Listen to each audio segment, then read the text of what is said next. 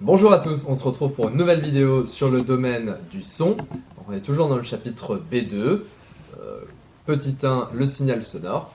La vidéo précédente consistait à étudier le buzzer avec la cloche sous vide, et puis nous avions trouvé que le son ne se déplaçait pas dans le vide, il se déplace uniquement dans la matière. La deuxième vidéo en question va vous parler du diapason. Donc le diapason, c'est ce petit système ici. Le diapason, c'est son petit système ici. Et donc, je vais taper avec cet objet-ci sur le diapason, et puis ça va vous envoyer une onde sonore. Donc, je fais le test.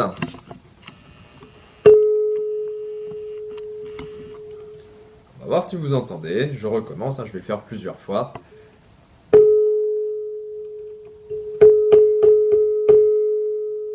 Normalement, on devrait entendre. Le petit objet que j'ai ici s'appelle un sonomètre.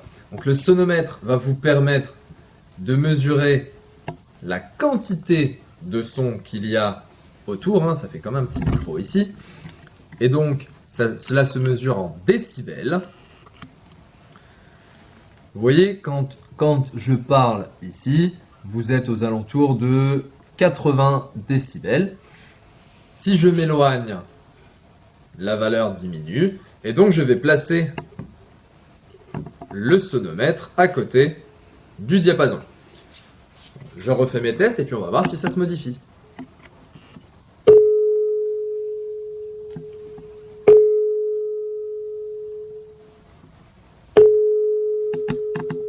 Alors, est-ce que la valeur augmente ?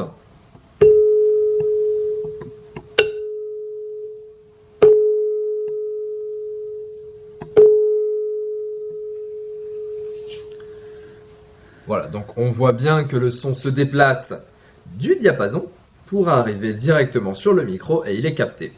Maintenant, on va faire un deuxième petit test.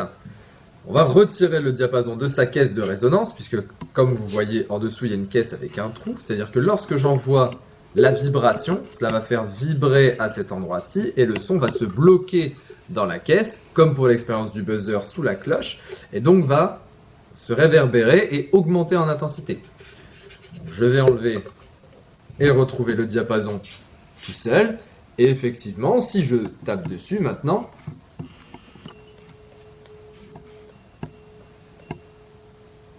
eh bien vous l'entendez beaucoup moins. Mais est-ce que le sonomètre l'entend, lui ? Donc, je vais le placer à côté. Petit coup.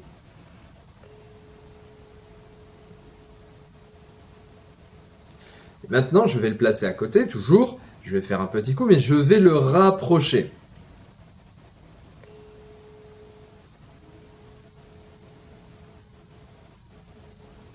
Je recommence. Donc normalement, je devrais avoir la valeur qui s'augmente.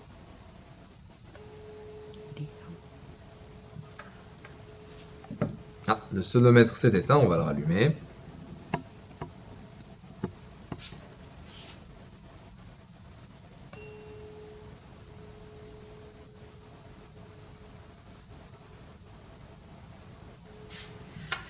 Donc logiquement, vous avez dû voir la valeur augmenter à l'approche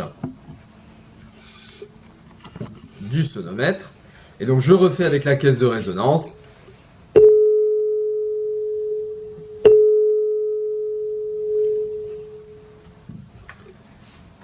Si on regarde au niveau du tableau, donc on va faire un petit schéma, on va dézoomer tout ça.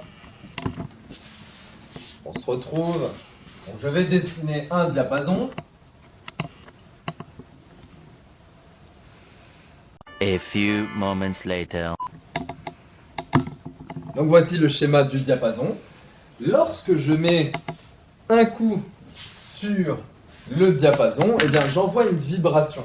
C'est-à-dire qu'à ce moment-là, cette partie-là vibre, la vibration va se déplacer, ce qui va engendrer une vibration de l'autre partie, et ces vibrations communes vont faire vibrer l'air. L'air autour du diapason va se mettre à vibrer, l'air à côté de cet air-là va se mettre à vibrer, et ainsi de suite.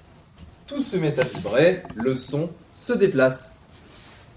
Donc voilà pour cette expérience sur les diapasons. Allez, une petite dernière fois pour la route. J'espère que vous l'avez bien entendu. Et on se dit à bientôt pour la troisième partie.